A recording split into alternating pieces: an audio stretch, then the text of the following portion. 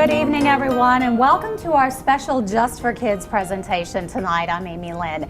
As parents, we all want our children to grow up to be happy and healthy, and that is why tonight's information is so important.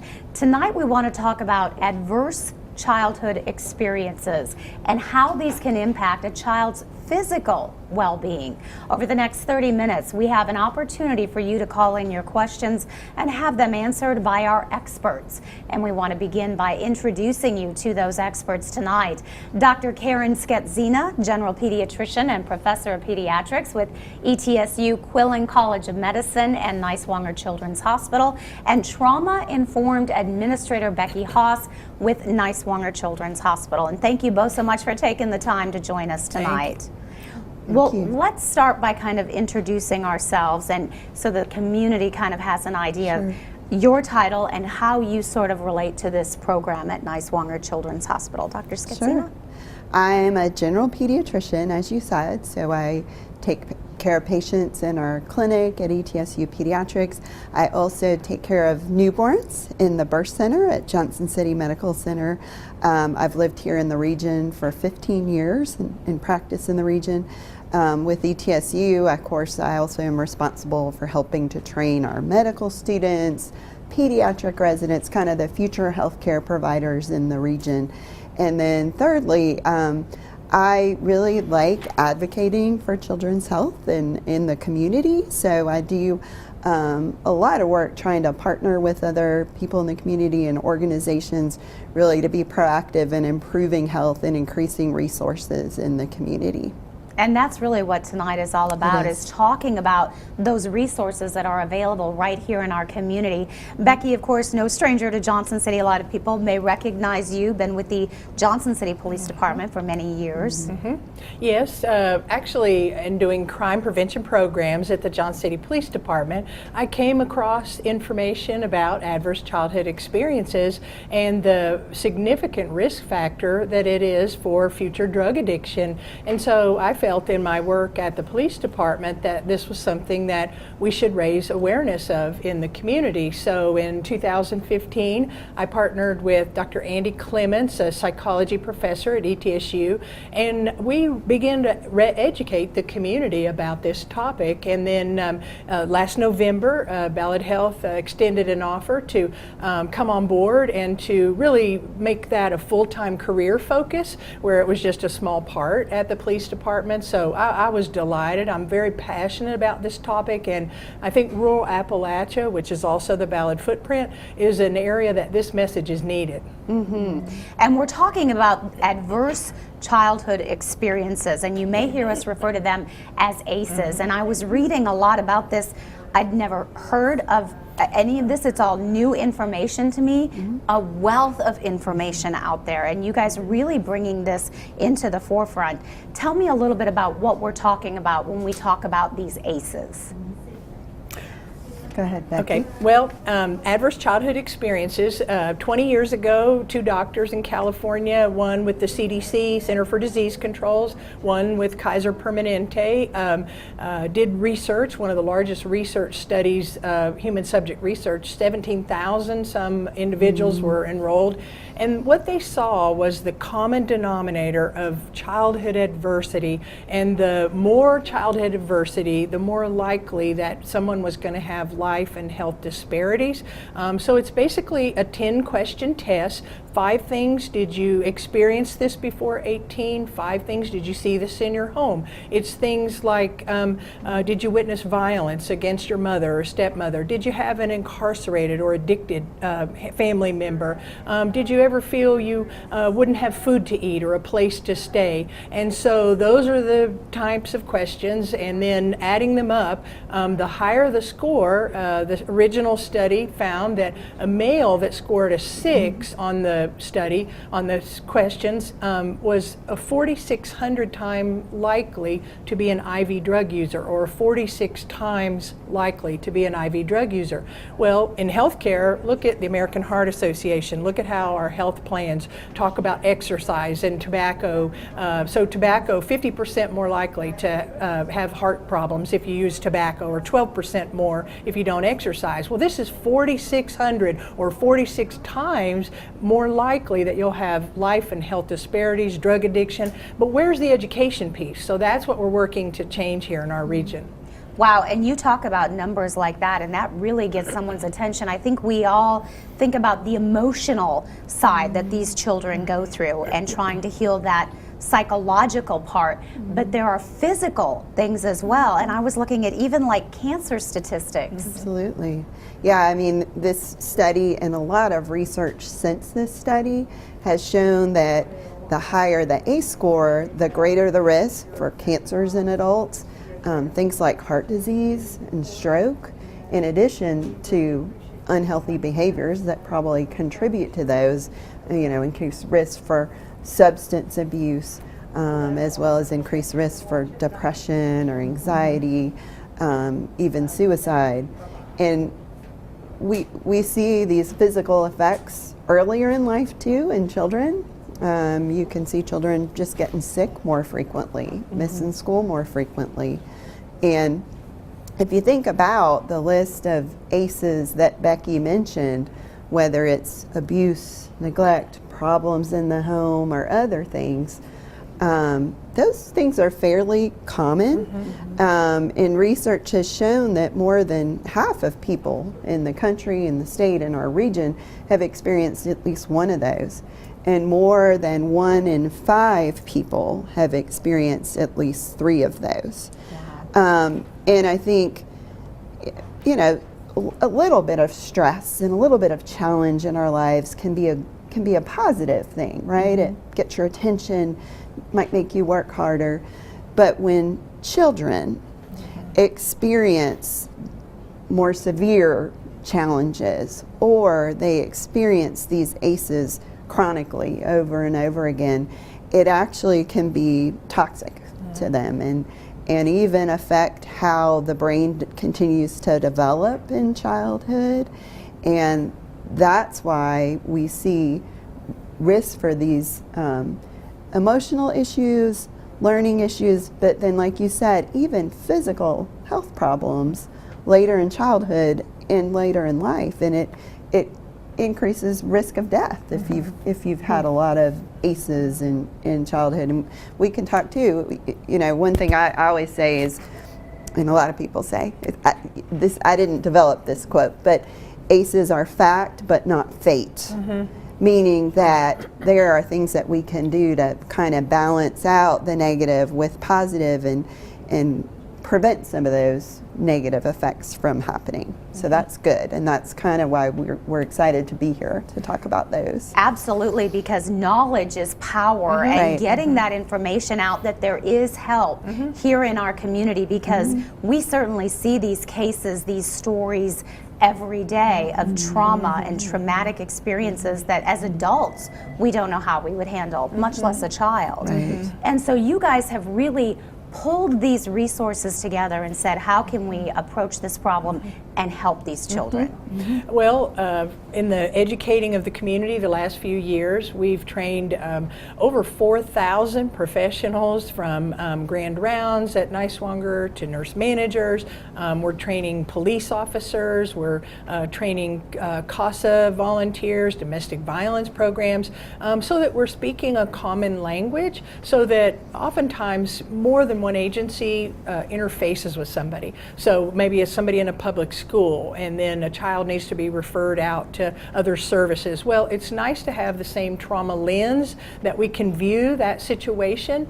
And like Dr. Schetzina said, the beauty of this message is to know there's hope and there's healing. We've all experienced trauma, but what is the evidence-based practice is connection, is resilience through relationships and support. But a lot of times the relationships and support that you and I may have to bounce back, that's the source of some of the trauma in individuals' lives. And so there are people that fall through the cracks without a support system. So we have a bunch of system partners now, and that information is on the Ballad and Niswonger website of individuals and services that know how to recognize trauma and how to help. And I love that you're getting out into the community, spreading that message. You mentioned the website. We want to put the website up for anyone who wants more information. And again, we're going to continue to do this throughout this next 30 minutes. We are taking your calls as well. We have people standing by. If you have a question, don't hesitate to call that number. We're going to take a quick break, and we're going to come back to this conversation here in just a couple of minutes. We'll be right back. We know that childhood experiences impact how children grow and develop. But did you know that adverse childhood experiences can impact brain development, the immune system, and even life expectancy?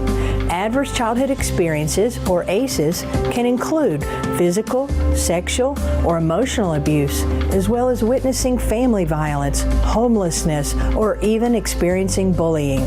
We are here to help children and support them for a brighter future. If you could see, if you could hear,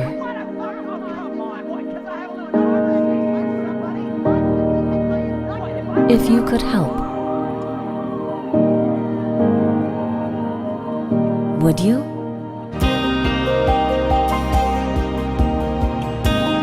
For more information, please visit balladhealth.org/children. Niswonger Children's Hospital is committed to partnering with our community to help children who may be suffering from childhood trauma, such as physical, sexual, or emotional abuse, homelessness, death of a family member, or even bullying. We're here to help, here to listen, here to provide resources for you and your family.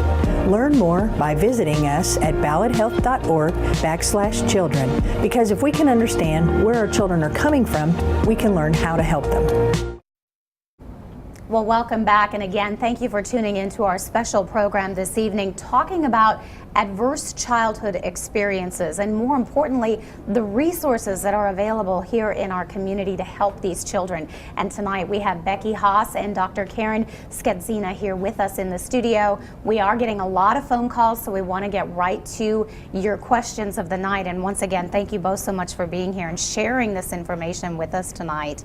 One of the questions that we just got was from a viewer who said, how do you address adversity with children with epilepsy being bullied because they are different? Which brings up a whole nother issue, bullying in general with these children. Very good question.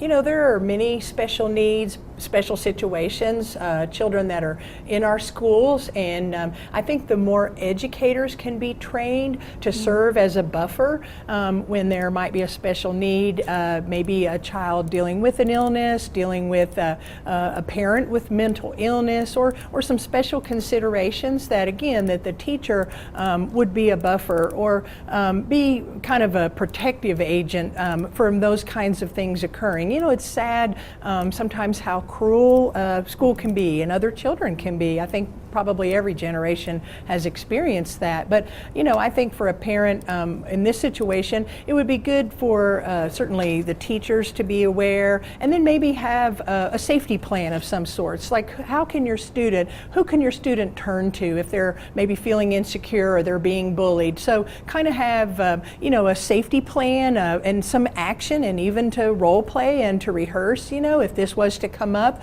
who are you going to turn to be able to calm down, because we know really the problem is with the bully, you know, and that even could be someone being traumatized themselves, you know. But I think to kind of pre-think the situation, and so that the child can feel safe at school, you know, they need to be able to be in a learning environment where they feel safe. So I think to have a safety plan of sorts, whether it be a teacher or another classmate that you just can kind of pull into and kind of to regulate that situation and not feel overwhelmed by it.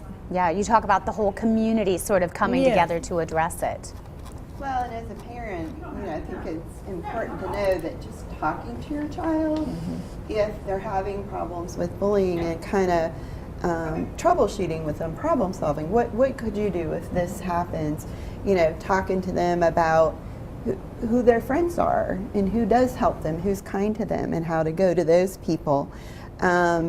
You know, just talking about it helps. And then I completely agree, it's very appropriate to address it with your child's teacher or principal or school nurse. I think their pediatrician or healthcare provider would be another good place to bring it up, particularly if it's something that goes on for a while or if it's more severe. Because I look for that in my office, even if kids are coming in with, lots of headaches or belly aches, school avoidance. I kind of probe for that to see, well, how is school going? Is there anybody picking on you? Who's your best friend? What do you like about school? Because it's common, at some point in your life that'll happen, and I think you just want to equip kids with the tools and the responses, and let them know that they're loved and who loves them in their life and who they can talk to. And if you don't get help with one approach, try something else. Like I said, talk to your pediatrician, your pastor, or your church leader.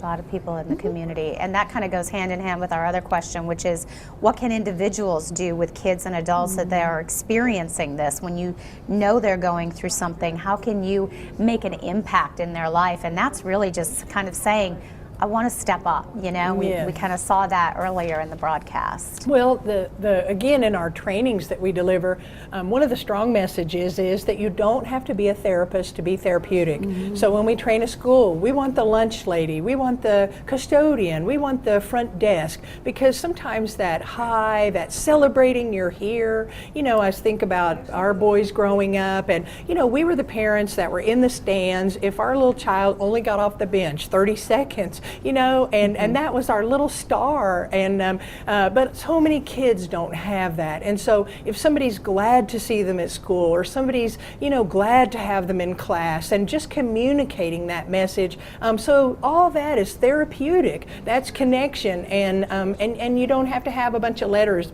behind your name to have that effect. Yeah, that's a great point. And you brought up kindness, finding those people that you can sort of trust, that you can turn to, because there are those people, you just have to kind of be watching for those. Exactly, and it may be that you try to get your child involved in an activity or a club or scouts, some place that they are supportive and they can feel like they're successful or doing a good job. The other things that can help are just the basics, making sure they're eating healthy, that they've got a regular routine, they're getting enough sleep at night, all those kind of basic things that you want to provide really help in times of stress, help children cope too.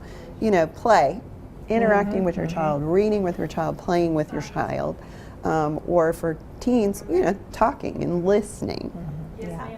And one of the questions, speaking of talking and listening, one of the questions that we got are signs and symptoms, because I think sometimes as parents, especially if you have an older child, sometimes they just are a little bit shut off right now. So signs and symptoms that people in the community, that parents can be looking for, that might be an indicator that we could have an issue. Well, sometimes in training educators, we help them to see that problem behaviors can be telling a story.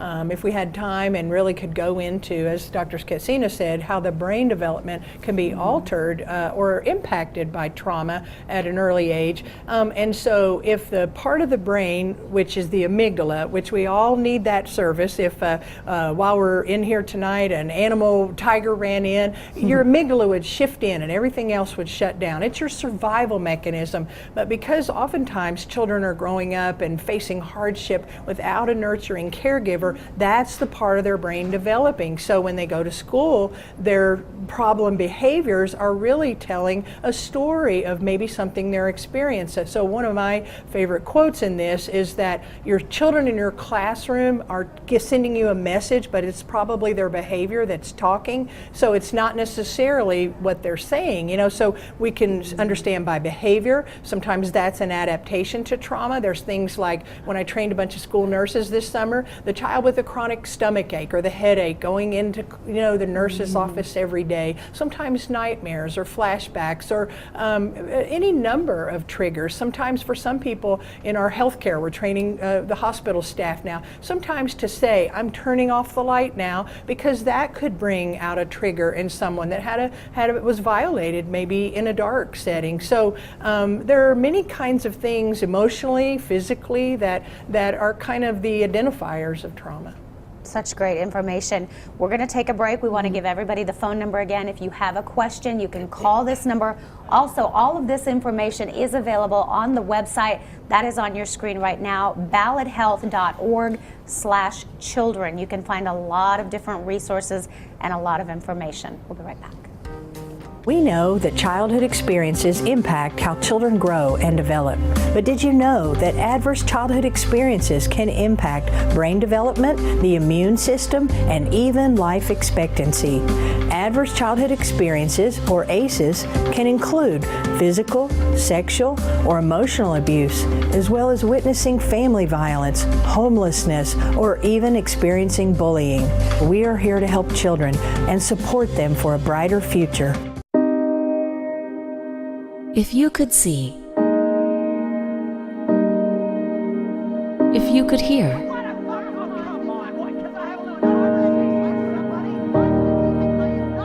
if you could help, would you?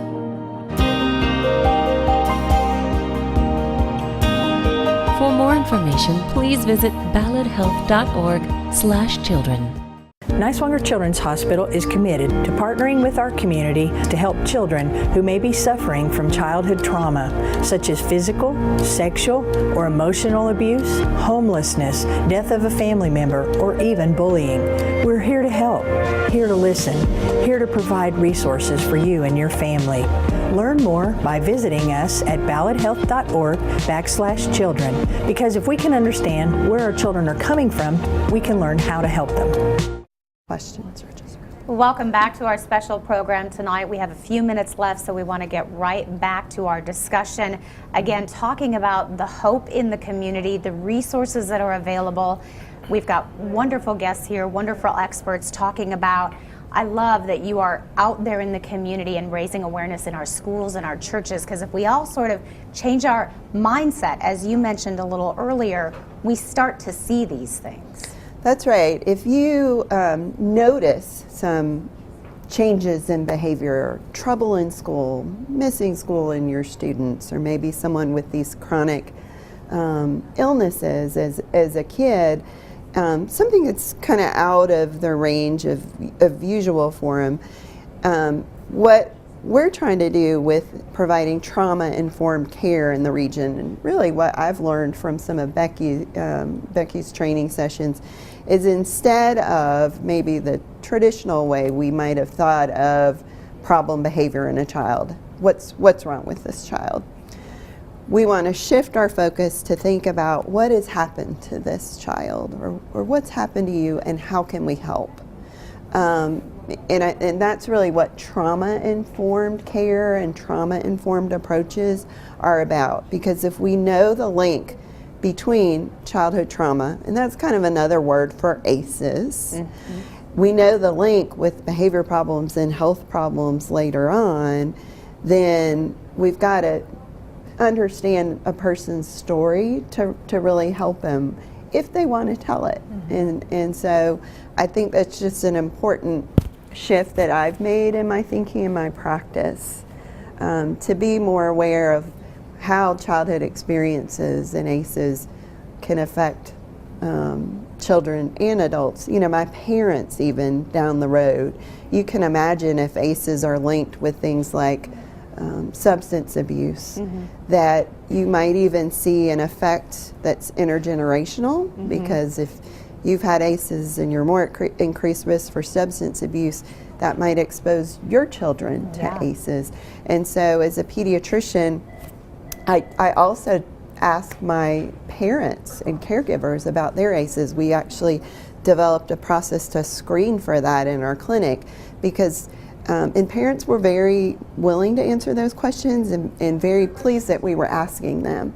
And if their childhood experiences are affecting them now as a parent, I want to link them to resources that can help. And these might be, home visitors or parenting education or other resources they might need for their family, food or clothing. Again, to just break that cycle.